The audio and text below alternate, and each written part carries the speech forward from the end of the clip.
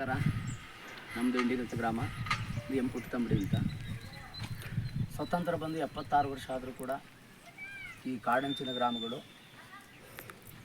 ಇದು ಊರಾಗಿದ್ದು ಎಲ್ಲ ಕೂಡ ನಾವು ಆಕಾಶದ ಮಳೆ ಭೂಮಿ ಬೆಳೆ ನಂಬಿ ವ್ಯವಸಾಯ ಮಾಡ್ಕೊಂಡು ಜೀವನ ಮಾಡ್ತಕ್ಕಂಥವ್ರು.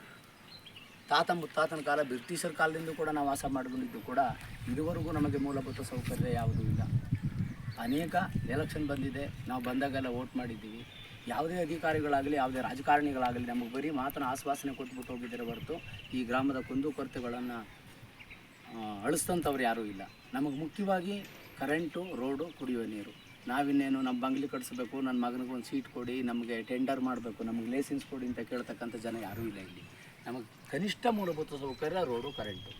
76 ವರ್ಷ ಸ್ವತಂತ್ರ ಬಂದು 76 ವರ್ಷ ಬಂದರೂ ಕೂಡ ನಮಗೆ ಯಾವುದೇ ಮೂಲಭೂತ ಸೌಕರ್ಯಗಳಿಲ್ಲ.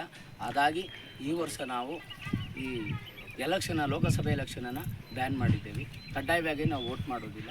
ನಮಗೆ ಇದೇ ಒಂದೇ ಅಲ್ಲ, ಮೂಲಭೂತ ಸೌಕರ್ಯಗಳು ಯಾವತ್ತಾಗ್ತದೋ ನಾಳೆಗೆ ಮಾಡಿಕೊಟ್ರು ಕೂಡ ನಾವು ಬೇಕಾದ್ರೆ ಮರು ಎಲೆಕ್ಷನ್ ಕೂಡ ಮಾಡ್ಬೋದು. ಅಂದರೆ ಮೂಲಭೂತ ಸೌಕರ್ಯ ಆಗುವವರೆಗೂ ನಾವು ಯಾವುದೇ ಎಲೆಕ್ಷನ್ ಕೂಡ ನಾವು ಬಹಿಷ್ಕಾರನೇ ಯಾವ ವೋಟು ನಾವು ಮಾಡೋದಿಲ್ಲ.